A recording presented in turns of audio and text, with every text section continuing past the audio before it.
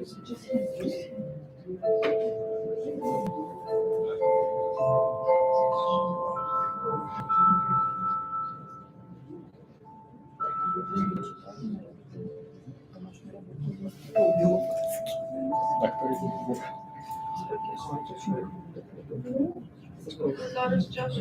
15. Можна вже починати? Панове, шановні, будь ласка, сідайте, будемо починати. Just checking, who doesn't speak Belarusian, doesn't understand Russian? Okay, great. We're going to handle this in English now. Please come closer, don't be Yes, scared. please take your Usually seats, don't come buy. closer. Well, usually.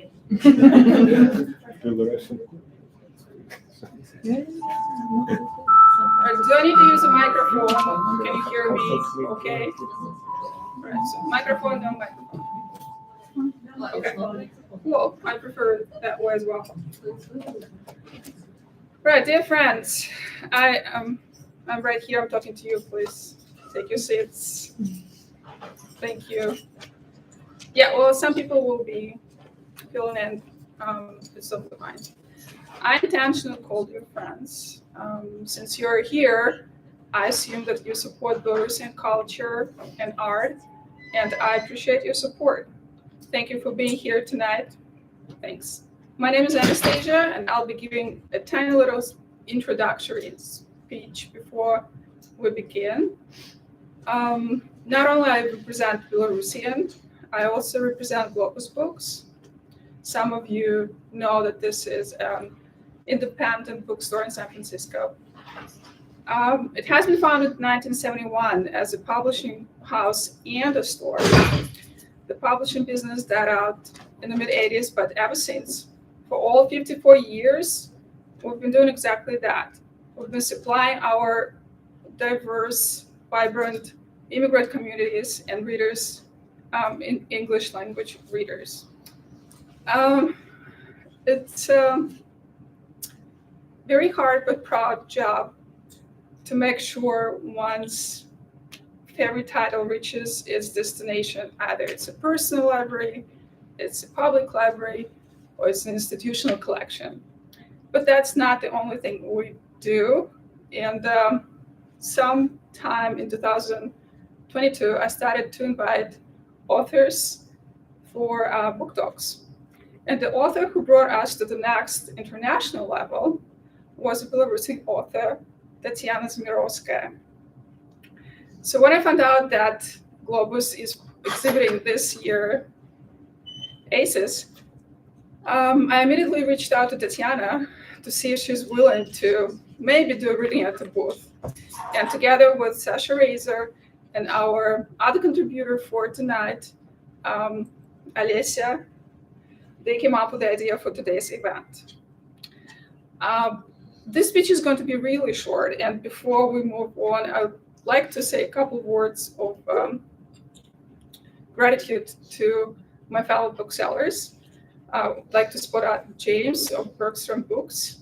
He's not here right now, but he is exhibiting on the floor. His booth number is 112. Please step by at your convenience. He's offering a beautiful collection of books in Russian for children and adults. He also offers books of Belarusian authors and by Belarusian publishers in exile. Moreover, you have this rare possibility to support his store and Tatsiana this coming Sunday. Tatsiana will be presenting her latest work, Candles of Apocalypse. So please do, if you still have time before a flight, come support the store and the author. So what is ahead of us tonight? It is musical / literally cross-lingual performance. It's highly experimental, so congratulations, you are making history tonight. And I don't know, raise your hands if you belong to the local Belarusian community, if you live in DC. Hi, thank you so much. We're so happy to see you. This meeting won't be happening probably without your help, but without the help of the community in San Francisco as well, and the area. We're doing a great job spreading the word about it. So with no further ado, let me introduce our performing performers for tonight. And our first performer is Alesia Mankouskaya. Alesia is an actress, composer, and researcher working across theater, music, and academia. She studied in many places, including Minsk, Moscow, and London. And right now she's pursuing her PhD at University College London. She is recognized for her music and has been featured, for example, at the Venice Film Festival and other very important festivals. And right now she currently leads the SKRB project, which explores self-identification through the intersection of folk songs, poetry, and electronic music. Very eclectic. Very excited. And our, of course, other contributor for tonight, author Tatsiana Zamirovskaya. She's a Belarusian author who moved to Brooklyn in 2015 after working for 15 years as a journalist and a music critic in independent Belarusian media. She holds an MFA from Bard College and is a recipient of multiple fellowship, residency fellowships. Sorry, I'm super anxious. I'm losing my breath sometimes. I forget breathing. Tatsiana is the author of the 3 short stories books and the award-winning novel The Dead Net. Some of you who was able to visit last year ACES might remember this very mysterious reading with the ghost microphone situation. But yeah, the latest, 2024 was the year when her memoir book came out, and her latest work is Candles of Apocalypse. Interesting fact, Tatsiana used to work for Voices of America until 2025 when it was shut down. So if you have any ideas for Tatsiana's deployment, please reach out directly to the author. And I'm personally very excited about Tatsiana's next big project, and that is a movie which is based on her script that grew out of a short story, which is called Exactly What It Seems, which is about to be filmed next year in Poland, but that is all. All right, Tanya, Alesia. Thank you. Thank you.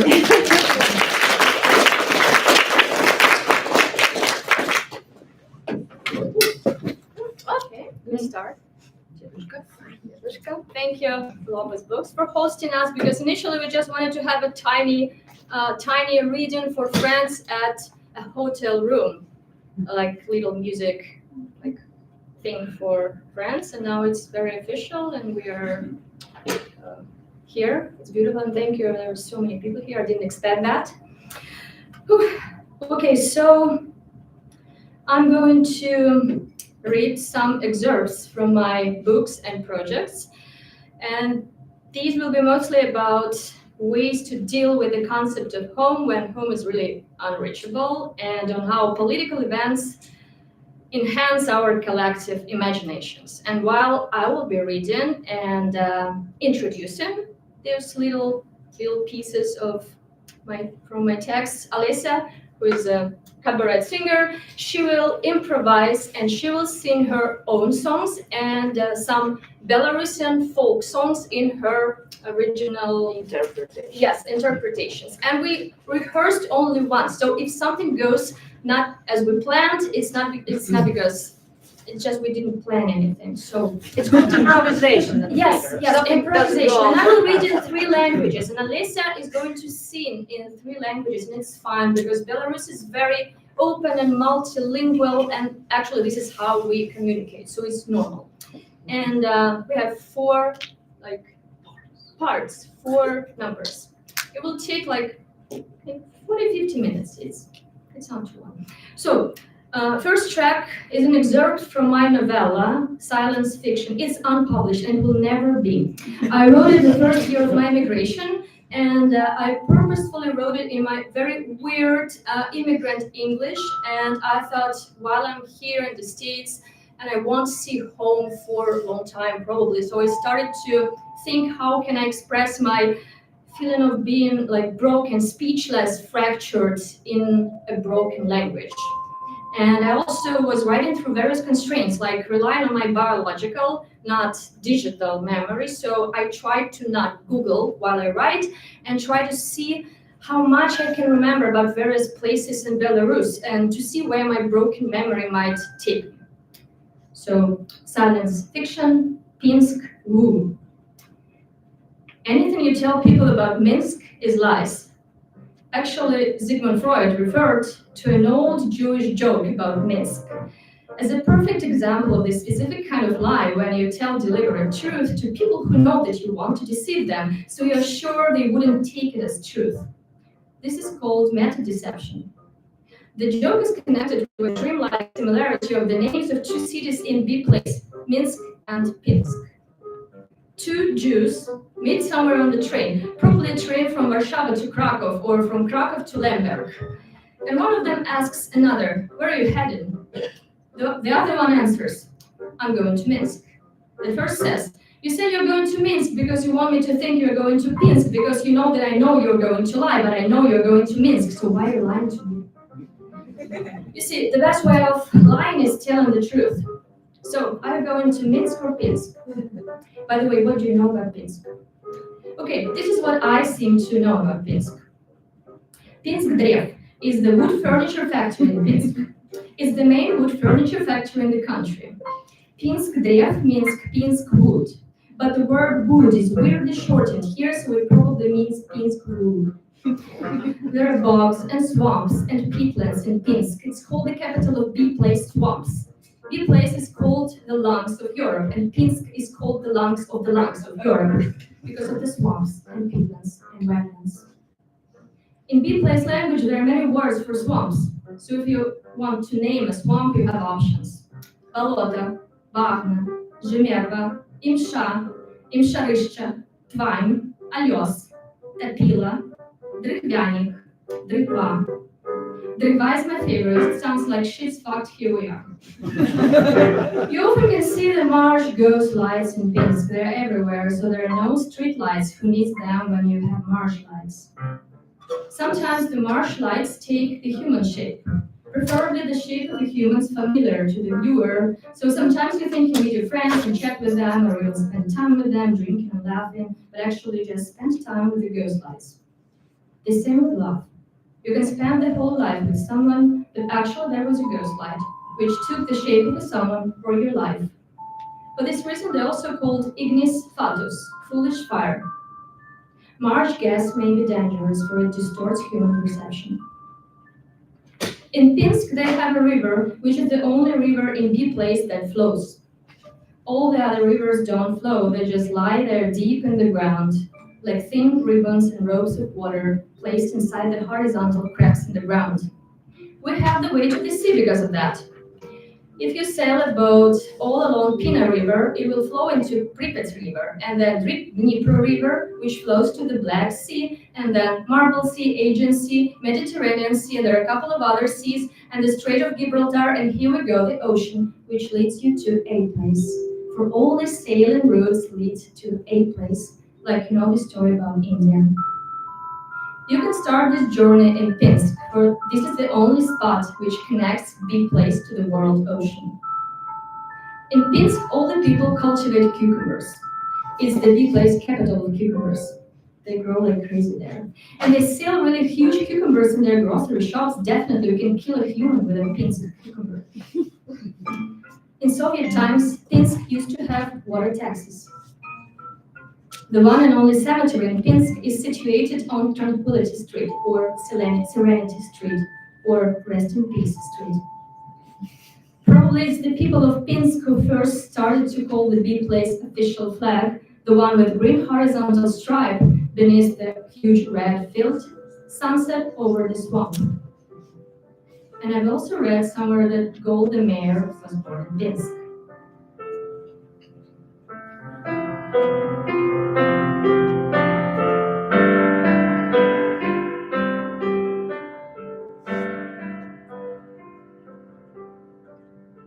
Ой, ти дубе,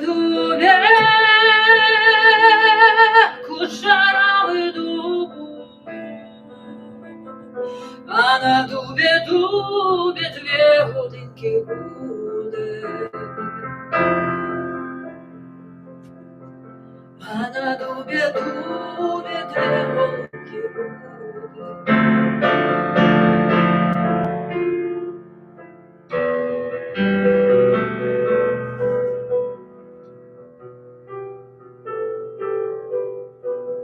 Дві голубки гуде, а третя сокоче. Любив хлопець дівчиночку, да кидайте хоче. Любив хлопець дівчиночку, да кидайте хоче.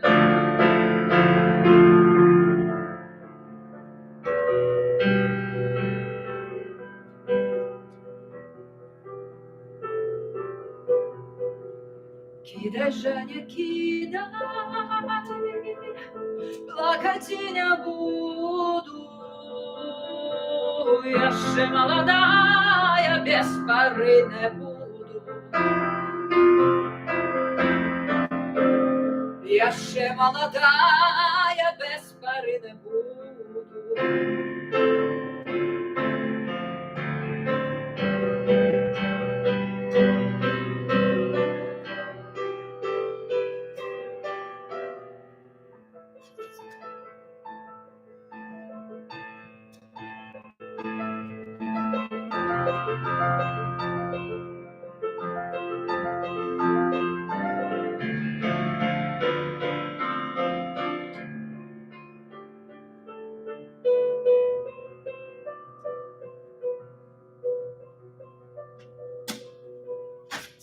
Ой, ти дубе,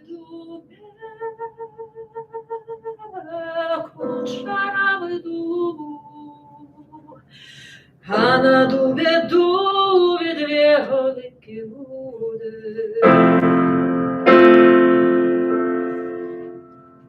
А на дубе две голинки буде.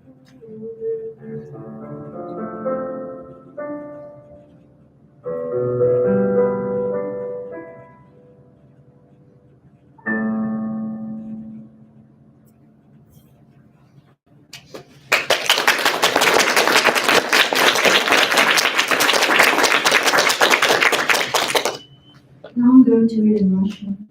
An excerpt from my sudden bestseller, Свечи Апокалипсиса, Candles of Apocalypse, published this August by Elena Shubina Publishing. It was sold out in a week in Russia, though I'm not Russian and the book is not about Russia, it's about my immigrant experience. So it's a tragic comic memoir of my working at the luxury candle boutique in New York while I was an art school student and a poor writer trying to survive in New York City. And I was a journalist and quite a famous music critic back in Belarus. And suddenly my profound conceptual communications with people were reduced to very simple things like, how can I help you to pick a color of the candle or something like this? And musical celebrities like Sufjan Stevens, Florence Welch, John Lennon's son, or Lily Allen, by the way. They were candle shopping. And as a music journalist, I couldn't even ask them something really meaningful or sophisticated. The only question I could legally ask was, how can I help you? And later I realized no one can help anyone, and that was the tagline for the book. But I'm going to read an excerpt from the intro, but not the original intro, but the one I destroyed. So it's an unpublished intro. I removed it because of, first, self-censorship, and second, it was very sad. It was about death. So, and also about impossibility to return home and tough choices we immigrants are sometimes facing. So it will be a palimpsest reading, which adds a bit to Belarusian metaphysics of absence, since Belarusian culture has a lot to do with palimpsest geographies, things that had existed somewhere, now erased and remembered by landscapes and spaces, but not by humans. And I also think I self-censored one of my greatest immigrant fears, the fear to be able to return home only after I die. Свечи апокалипсиса. Everybody is alive in New York. Моя реальная жизнь в Нью-Йорке началась довольно сурово. Переехав туда, я поступила в арт-магистратуру Барт-колледжа. Зимой между вторым и третьим курсом передо мной встал чудовищный мигрантский выбор инициация. Пойти на первые похороны друга в чужом городе или на свой первый день работы в другой стране. Выбор неизбежный, но типичный. По мере отдаления от прошлого и врастания в новую жизнь, рано или поздно со всеми случаются эти события. Первая работа и первая смерть друга. У меня они немного совпали. Почему немного? Потому что в своей собственной реальности друг умер 8 декабря, в один день с Джоном Ленноном, из любви к которому он, как и я, с детства мечтал о Нью-Йорке. Всю последующую невозможно длинную 12-дневную неделю он был в коме. Когда я узнала, что ему диагностировали смерть мозга и надежды нет, я приехала в больницу прощаться. Посидела рядом, потрогала его за руку, теплая, сказала что-то дурацкое, мол, ну, увидимся потом, в настоящем потом, когда мы уже будем мы. К нему были подключены белые гофристые трубы, как у духовой гармоники мелодики, и рождественские гирлянды проводов. Он был весь увит этими лентами и лампочками, на нем были какие-то новогодние носочки. Я больше всего запомнила носочки, не понимаю почему. Друга звали Степа. Он играл шугейс в инди-группе, работал барменом, но недавно поступил в колледж и начал новую жизнь. Никогда не начинайте в Нью-Йорке новую жизнь. Живите той жизнью, которую он вам выдал изначально. Было понятно, что из комы Степа не выберется. Отключать его решили, когда до Нью-Йорка доберутся его родные и решат, что делать с его работающими органами, пожертвовать их другим людям. В день отключения я была на концерте белорусской рок-легенды Леона Вольского в одном из клубов Виленсбурга, и каждому встречному поперечному говорила: «Привет, я Татьяна, ищу работу вообще любую». Работа была мне критически нужна, чтобы выжить. Я искала ее уже несколько месяцев, и поскольку находилась в отчаянии, излучала энергию катастрофы, не находила. На следующее утро мне позвонила знакомая, которая встретила на концерте, и сказала: «Тебе нужна работа? Моя подруга работает в бутике женского белья и говорит, что в соседнем свечном бутике завтра срочно нужен человек завязывать бантики. Можешь приехать? Я тебе сейчас дам телефон Селин, поговори с ней. Или ты не очень любишь вязать бантики?» «Обожаю вязать бантики», искренне сказала я и тут же позвонила Селин. «Там не только бантики, там еще нужно упаковывать коробочки», сразу же сказала Селин. «Нет времени объяснять, ты можешь приехать и вязать бантики, упаковывать коробочки, а продавать ты умеешь?» «Я пришлю резюме», сказала я. «Но там такая журналистская карьера, что ли. Ну, я учусь в арт-школе, не надо резюме», сказала. «Просто приезжай, разберемся». На утро мне написали друзья Степы и сказали, что похороны состоятся сегодня. Точнее, прощание в одном из похоронных домов Бруклина. После чего Степу в полном комплекте увезут в самолете обратно в Беларусь, где уже похоронят по-настоящему. Вот, подумала я, человек всю жизнь мечтал о Нью-Йорке и постоянно говорил, что никогда больше не полетит в Беларусь, и вот он полез на чердак покурить по скользкой лестничке и теперь летит обратно в Беларусь. Хорошо, что я не курю. Еще я подумала, ужаснувшись вдруг своей мысли, жалко, что родственники приняли решение не жертвовать органы, так бы Степа мог остаться жить в Нью-Йорке, хотя бы частично. А так я не толкнусь локтем в его печень в переполненном баре «Одинокий волк», не посмотрю в роговицу его глаз в метро, не вдохну шальной ОРВИ из его легких на концерте Кула Шейкер. Все улетело в Беларусь ненужное. Потом, когда я буду получать американские водительские права, я сама малодушно не поставлю галочку рядом со строчкой про organ donor, слабый человек. А ведь следующие похороны друга, на которые я не смогла попасть уже по другой причине, они были в Беларуси, были связаны именно с пересаженной печенью предательницей. Если бы только на всех нас хватало достаточно печени, легких и сердец, но, увы, даже мозгов сейчас хватает не на всех. Я вышла из дома. В Нью-Йорке за ночь нападало немыслимое количество снега, которое укрыло все мои мысли и переживания. Я как будто ничего не чувствовала. Я подумала, что надо позвонить Селине и сказать, что не явлюсь, потому что еду прощаться с другом. Ну, тогда, конечно, у меня подумала работа. Нет, вдруг, неожиданно для себя подумала я. Я уже попрощалась с ним в этой увитой гирляндами больничной палате, когда он дышал, и я могла взять его за руку. Я поеду вязать бантики. Сегодня первый день моей первой работы в Нью-Йорке. Я вязала бантики дрожащими пальцами. Селина расспрашивала меня о Беларуси и городе Борисове, где наполеоновская армия ушла в толщу серебристых вод Березины. Сугробы за окном звенели, молниеносно, как жизнь, таяли, слепя бликами. Какие-то люди в шубах рассматривали меня чужими роговицами и громко во всю мощь чужих легких повторяли: древние мшистые стены, это как? Сама не понимаю как. Искренне отвечала я. Получается отъезд и отмена себя, в том числе и такой выбор. Что ты делаешь здесь, чистый ангел небес? Как найдешь ты дорогу обратно домой? За тобою давно следит ПВО. Может, лучше остаться этой ночью со мной? Я боюсь разучиться любить навсегда, потерять свое сердце, как теряю ключи. Ничего не успеть, ничего не понять и пропасть без следа в этой русской ночи.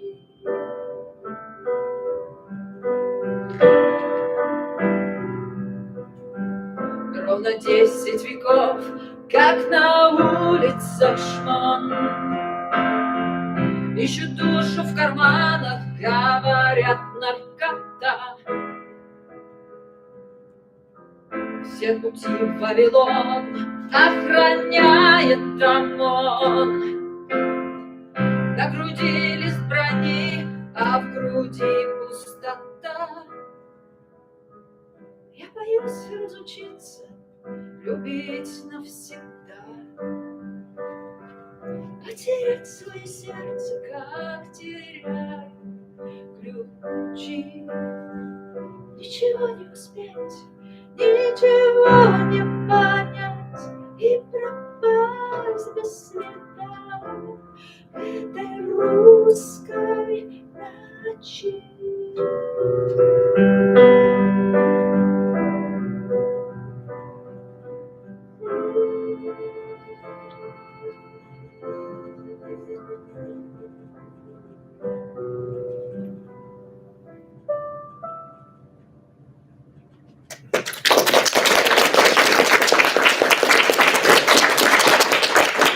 This song was written by Alesia, but lyrics were written by amazing Russian poet Ilya Karinsev, and it's such a weird coincidence that it's literally about the same fear he had. He was an immigrant living in London, and his fear was to get back to Moscow after his death.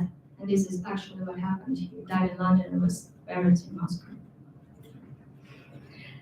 Next excerpt will be from the novella Exactly What It Seems, Именно то, чем кажется. And it will be in Belarus in a Russian language because this is how I wrote it and it doesn't exist in a single language. So whenever anybody is asking me like, can you send me the Russian version? I'm like, there is no Russian version because this is how we speak. And there are two characters, male character, he thinks and speaks Russian, and she thinks and speaks Belarusian. And actually, I'm still thinking of if there's a way to translate it into English. So if anybody has any ideas, reach out, please, but not now, later.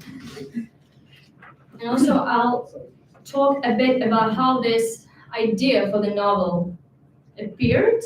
I'm a dream collector, and I research and collect dreams of Belarusian people about dictator Lukashenko. So I research how people, like the text, how people interpret and document their dreams. And I'm doing it for maybe 15 years or more, and every 4 years Lukashenko gets reelected, I have a little gift for him and use collection of dreams. Like, look what you people are thinking about you and what is your existence in the collective subconsciousness of your people. And actually it improves over time because after our revolution of 2020, the dreams started to get really violent, but violent from the people's side. Because before Lukashenko was an aggressor, a rapist, but after that, after 2020, Belarusian people started to see him in the dreams like, oh, can I kill him? Like, do I have a pen or a fork? And they do kill him quite often. That's fun, it's great. And so more people began telling me their dreams, not only about Lukashenko, but immigration dreams and dreams about Belarus. And I've noticed one recurring motif in all of these dreams when maybe not only Belarusians are having this immigrant dream, when you suddenly wake up in your home country and you're, instead of being happy, like, oh my God, I'm home, I want to see my mom or my friends, you're like, how can I get back to the immigration? Like, why? Like, why home is not safe anymore, even in our dreams? And so this is how I wrote this novella, which me and Belarusian New York film director Darya Zhuk turned into a movie script. So it's about a couple of Belarusian refugees in America who suddenly find themselves in Belarus because the Belarusian government invented a technology of quantum deportation. So when you feel location-based nostalgia, actually you can feel it, like Belarusians can clearly feel it in Washington, D.C. because of this monumental brutalist architecture. It's just like Minsk. So whenever you're like, oh, this is just like Minsk, you get immediately teleported to Minsk, quantum teleportation. So actually America should also now adopt this quantum deportation technology. I think it's perfect time. And so like this, you see how nostalgia becomes a very dangerous thing, like toxic nostalgia or like weaponized nostalgia. And yes, we hope to start filming the movie next year in Poland, of course, not in Belarus. And Belarusian government actually already promised us that if we film it, we will be immediately teleported to prison. So we'll see. So exactly what it seems, именно то, чем кажется. It's a little excerpt on how they realize what happened. Гэта Надя была виноватая, и Фёдор повторил гэта, здаецца, 100 разоў. Гэта ты виноватая, гэта праз твои фантазии мы тут. Як менавіта Надзіны фантазії прывялі да сітуацыі, якую нельга было нічым рацыянальным патлумачыць, Фёдор не ведаў. Але там, дзе адмоўлена ў рацыянальнасці, урэшце можна шукаць сэнсы і адказваць чым заўгодна, абы яно працавала, але штосьці нічога не працавала. Нас ніхто не впусціць назад у Штаты, сказала Надя. Пакуль мы чакаем статусу, мы не павінныя былі выязджаць. Мы выехалі і аўтаматычна пазбаўленыя гэтага статусу. Усё. Мы не выезжали официально, поэтому для них мы не выехали. Это значит, что и вернуться мы должны неофициально. Короче, нам надо поехать в Мексику, и там нелегально пересечь границу, или даже можно легально, у нас же есть американские права, мы их покажем, и может прокатит, и нас не остановят на границе. Может, нас и в США по водительским правам пустят. Надо погуглить, да? Где все хипстерские кафе? Паусю, деликатно отказала Надя. Ты просто увесь в своих параноидальных увлечениях, и тому не глядишь. Минск – сусветная столица хипстерских кафе, и на кожную забудку. И правда, навокал расстелились широкие просторы и безліч хипстерских кафе, старое звыклое, зерни, с нейкой дивосной непознавальной шильдой, кавярня, кофейное дерево с фиолетово-неоновыми литерами у Thanksgiving стайл окенцы с пузатыми маляванными арбузами, бар ранішнік, конечно ж, утренник, гадкое, позабытое детсадовское словце, что с типа мештейником и вареником. Выбирай, что хочешь. Наступная станция Минск, хипстерский. Осторожно, двери николи не зачиняются. У любой хвилины ты можешь праз них пройти, опинуться тут и померти так само тут. Я вовсім бачила Мінськ, подумала Надя. Але того Мінська, яким мне повсюль мроюся, и правда больше нема. На стоянке около кафе были расставлены, как бесчеловечные шахматы, машины с российскими номерами. Слишком похоже на реальность, слишком глубокий сон. Вероятно, если уже нельзя проснуться из этого сна, подумал Фёдор, почти одновременно с Надей, зависшей на помирании тут, это не сон, а просто смерть. Бывает же так, что некоторые смерти похожи на бесконечный сон, один из самых неприятных. И им выдали именно такую смерть в осеннем лесу, где раздавали смерти осторожно, бережно, по талонам. Их лотерейный билетик оказался поездкой домой. Фёдор размышлял о правилах смерти с таким же уважением к ее причудливой неотменимой бюрократии, с которым продолжал мысленно катать в голове туда-сюда, как стеклянный бисер, тысячи идей про прохождение мексиканской границы и всех остальных границ. Лавандовый раф. Я так и ведаю, что Надя пачне ржать. Офигеть, бляха, тут правда лавандовый раф. Я ничего іншого не хочу, тільки ён, тільки раф. Фёдор вылупил в очи и поглядел на Надю, нібито бачить ее вершину. Я сам закажу, повольно протягнул он. Они не понимают твой язык. Усё мы нормально разумеем, заржала девушка-бариста. Зробим лавандовый раф. На якім молодце пані яго жадає, звычайным ці мигдаловым. Тут бы Федор мог почувствовать себя комфортно, но он почувствовал себя максимально некомфортно. Он сфотографировал шильдочку с паролем от Wi-Fi, попросил у девочек зарядку для айфона и, ковыряя ложкой яблочно-овсяный густой кисель с крошевом из печенья, также отчаянно ковырял взглядом ленту за лентой, как будто пытаясь понять из новостей, что случилось и зачем. Возможно, Россия ёбнула по штатам атомной бомбой, и после смерти они с Надей, безболезненно испарившись, попали в Беларусь. Это бы все объяснило. Но никаких объяснений нигде не было. Он снова отметил, что клинически до паники боится писать родителям и друзьям о том, где он, как будто сейчас работают какие-то новые правила, согласно которым наблюдатель определяет реальность. И стоит хоть кому-то зафиксировать, что они с Надей здесь, назад дороги нет.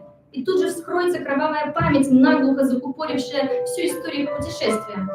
Возможно, их и правда депортировали, но мозг настолько отказался это принимать, что выключился. И включил сознание обратно только тогда, когда они решили, шокированные и несчастные, сгонять на дачу, чтобы что? Может, это психогенная фуга? Но как его пустили в Беларусь по отмененному паспорту? Ничего не сходилось, и кисель в животе ныл и дергался, как заевшая скрипучая дрель, вылепленная из мягкого сладкого печенья. У Наді так само не было ніякага жадання пісаць сваім нешматлікім сяброўкам, якія засталіся ў Менску, але не таму, што ад верагодных сустрэчаў з імі ўсё канчаткова схлопнецца. Ёй было страшна, што Фёдара арыштуюць. Таму чым менш народу ведае пра тое, што ён тут, тым бяспечней ім абодвум разбірацца і выбірацца. Але навошта выбірацца? Магчыма, можна і тут неяк жыць, няхай тут нічога і не нагадвае тое, як усё памятаецца. У выніку Надя написала толькі Яне, якая была невыязная пасля таго, як адседзела 15 сутак за антываенныя вершы, прычым нават не свае рэпосты. Ян, толькі не кажы нікому, написала Надя. Я зараз у Менску. Мне даўно трэба было да доктара зрабіць адну аперацыю, якую толькі тут робяць. Не пытайся нават, як я даехала, мне не хочацца пра гэта узгадваць. Надя казала чыстую праўду, ёй уже даўно трэба было да доктара. Выразаць пагрозліва памеру міёму, памерам 5,5, як турэмны срок, які пагражаў цяпер Фёдору. А штатаўскай страхоўкі ў яе не было, бо працы ў яе пакуль таксама не было. Увогуле, яе прыватная методыка адносна хлусні блізкім і сябрам мела сваім падмуркам дзве залатыя скрыжалі. Калі хлусіш, кажы толькі праўду. І калі кажаш праўду, пра некаторыя рэчы маўчы. Мне Катька такой ж на выходных напісала, адказала Яна. Ты глядзела ўжо той сюжэт «Азаронка» пра беглых? Паглядзі. Надя калісьці падпісалася на тэлеграм-канал «Азаронка», каб ведаць ворага ягоныя планы ў твар. Але ў Штатах гэты канал заблакавалі з-за хейт-кантэнту. Але яна больш не знаходзілася ў Штатах. Пагартаўшы канал туды-сюды, Надя знайшла сюжэт, але ўключаць яго ў кавярні пабаялася, таму проста прачытала тэкст, які быў ласкавым капслокам размешчаны пад відэо. Наконец-то все беглые, ностальгирующие по полям и лесам нашей синеокой родины в своих Грузиях, Прибалтиках и прочих Пендосиях получат шанс вернуться на любимую родину, как они и мечтали. Наши доблестные белорусские ученые опробуют новую уникальную технологию, основанную на квантовой телепортации и объективации ментальных образов. Теперь, когда у беглых тварей в их гей-ропах возникает похмельное дежавю с тоской по родине, они тут же оказываются в том месте, которое им померещилось. Это гуманная технология. Те, кто не тоскует по родине, пусть остаются на Западе поливать грязью соотечественников. А те, кто в заграничных озерах видят родные миоры, добро пожаловать домой. Уже в первые 2 дня работы системы ученые уловили больше 10 успешных перебросок. Причем это еще огромная экономия ресурсов в ситуации, когда Запад ограничил авиаперелеты в Беларусь. Мы предлагаем всем патриотам, которые так любили свою родину, что силами наших великих умов смогли оказаться дома, невзирая на усилия тлетворного Запада, явиться с повинной в ближайшие пункты милиции, чтобы поблагодарить государство за возможность сэкономить на билетах и визах. Всем, кто пришел добровольно, будет предложено сотрудничество и возможность уменьшить срок, предусматриваемый в рамках преступлений, которые они совершили под влиянием западных нарративов. Откуда Заронок веду такое слово «нарратив»? Магчыма, разумныя беларускія вучоныя таксама дапамаглі яму напісаць пост, інакш у ім была бы экспрэс малазразумелая, скапіяваная з нейкіх русскіх соцсетак лайнка. Это какая-то антинаучная хуйня, сказал Фёдор. Ты ад Заронка чакаў нейкай навуковасці, зашипела Надя. Я калісьці чытала вельмі карысны артыкул Машы Гессен, дзе напісана, як трэба выжываць у аўтакратыі. І там было першае правіла: заўсёды верце ўсяму, што кажа дыктатар. Народу самыя шалёныя рэчы верце, бо калі ён не хлусіць, гэта можа выратаваць вам жыццё. Краіна, дзе нікому немагчыма давяраць, акрамя дыктатара, наўрад ці дом. Надзя і Фёдор дапілі каву, пакінулі мілай беларускамоўнай барысце пару долараў у спецыяльным парцалянавым кубышку з надпісам «Збіраю на рамонт доміка ў вёсцы» і, неяк нават не абмяркоўваючы нічога, накіраваліся ў бок чыгуначнага вакзала на электрычку. When I come back, you will cry. When I come back, you will feel like I never left. When I come back, you will come back too. If you want, if you left, is there anything left for you?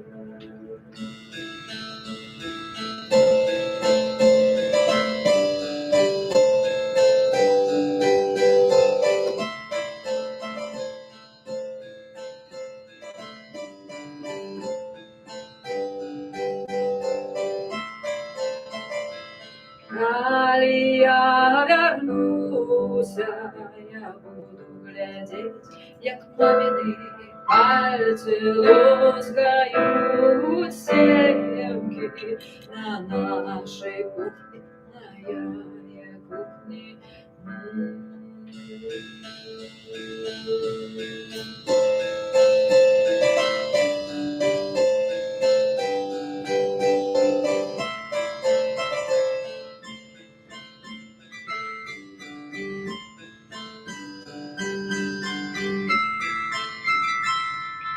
Семечки сгибнут, чуя эротия, чтоб мы провели не помощь. Я не буду говорить про життя, то прошу поміж.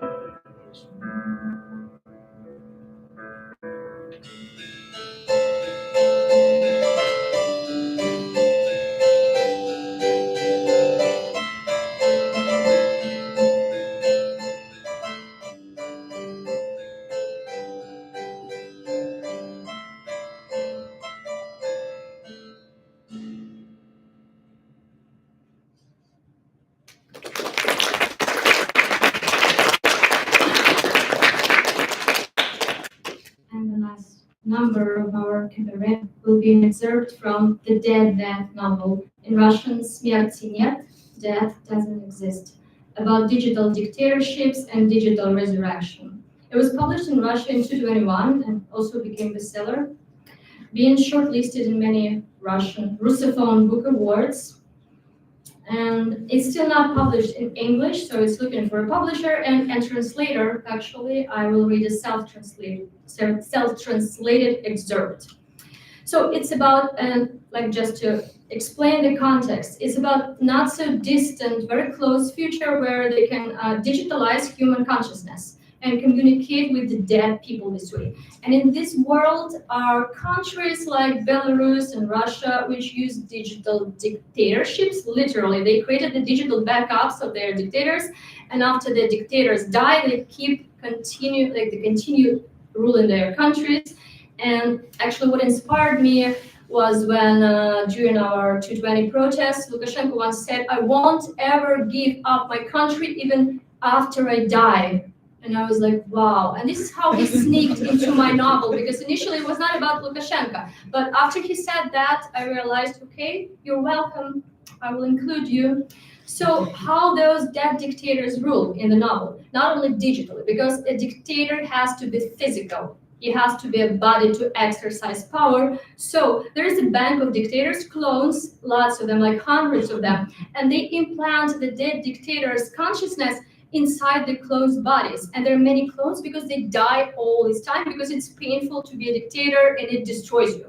So my protagonist, a woman from this dead net, internet for the dead, she sneaks inside a dictator's clone body to get to the real world and finally find out why she died. But at the same time, she helps end the digital and the actual dictatorship. So I will read a little one-page excerpt on how she got inside his body. And it happened while he visited a farm. Lukashenko really loves visiting government farms, mostly to exercise his power and to yell at people. And last time it happened, he was so upset and angry that the cows looked really dirty. They were not clean enough, and he was like, it was outrageous for him. And he fired almost everybody. But also, there's a problem with a dictator clone body. When you're inside his body, it's really, really painful. Like you feel really sick. So I try to describe how painful it is to be inside a dictator. So, the dead net, the darkness of the cow. And I opened my eyes inside the dictator and immediately opened my eyes outside the dictator. Around me stood compassionate, frightened cows, looking at me with respectful awe. In their round, moist eyes shimmered the reflection of the dictator I had become. The bodyguards were somewhat like sorcerers. The sun was blinding. I breathed. Everything was prickly like a crown of thorns, and the body itself stung against me like a sword made of nettles. My thoughts moved sluggishly, as if I were driving a stick shift, dressed in several layers of fur overalls. Each step really did hurt. Something inside me was quietly moving and shifting. Is everything all right? Are you breathing? Asked one of the cows. I realized that looking at reality from within a physical body is technically very difficult. There is always a delay. Nothing, said the dictator. Should we return to the cows outside? Yes, it's better to do it quickly.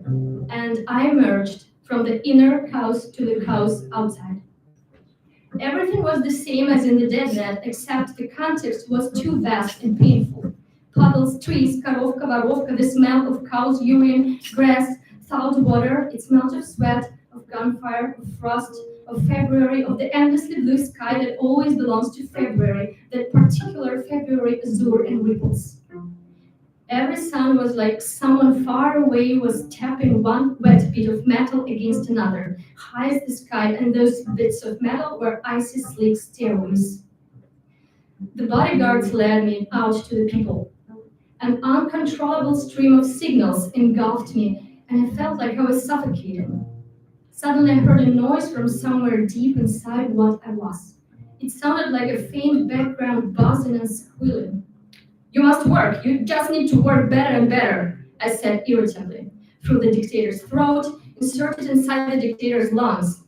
The entire biological set given to me as the dictator's organism functioned like a coordinated but agonizing movement inside a giant cathedral organ with thousands of pipes, and I could feel each and every pipe, even the smallest and most bony one, passing thinly through my throat like a hollow needle. In response, there was murmuring, apologizing, someone started pleading for forgiveness. And just then, I felt physically ill, almost nauseous. Everything I had access to in this new beautiful world was dirty cows. I hugged a dirty cow and felt something dripping on me, whether it was some liquid or my own, or the cow's tears, or maybe our mixed tears, cows and mine. The bodyguards grabbed my arms and led me inside. You all right? One of them asked.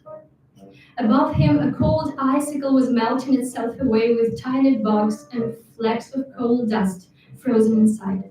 I'm fine, I said. The first few minutes are always difficult. While the cow and I hugged and cried, something inside me was also quietly weeping. The world breathed me in and out, inhaled and exhaled me with warm, woolly, filthy sides. Everywhere, everything bubbled, flowed, smelled of people and cigarette packs, and the dictator pondered, what a joy is it to live? What a joy is it to be so fragile and vulnerable. Я до дому иду жить, потеряла ключи. Налея вода по морю, налея вода по морю. Ах, то мои ключи знойде, за того замуж пойду. Налея вода по морю, налея вода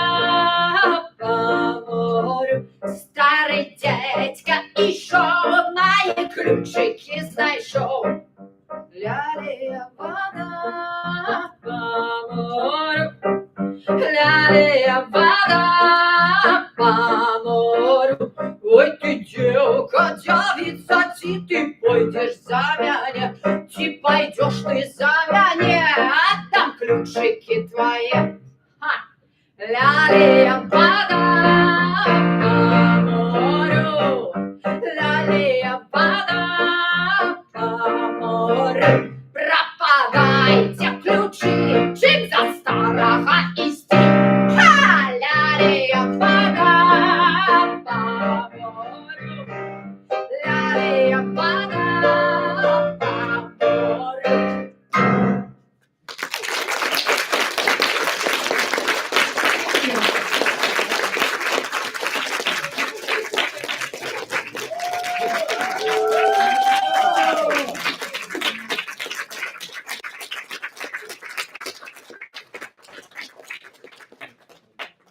Any questions, please refrain.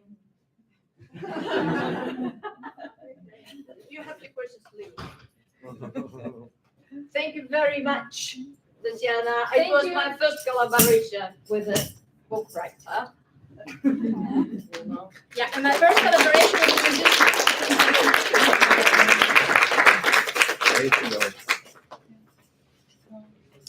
the Thank you. Yeah, this is the end of the official pod, but please feel free to mingle. Please feel free to browse some books. I have a couple of books by Tanya, so you can sign them tonight as well. And I'd just like to remind you once again that Bergstrom Books and James here, they're having Tatsiana on Sunday at 3 p.m. at the store. So you can ask the details, for James personally. And that's it for now. Have fun.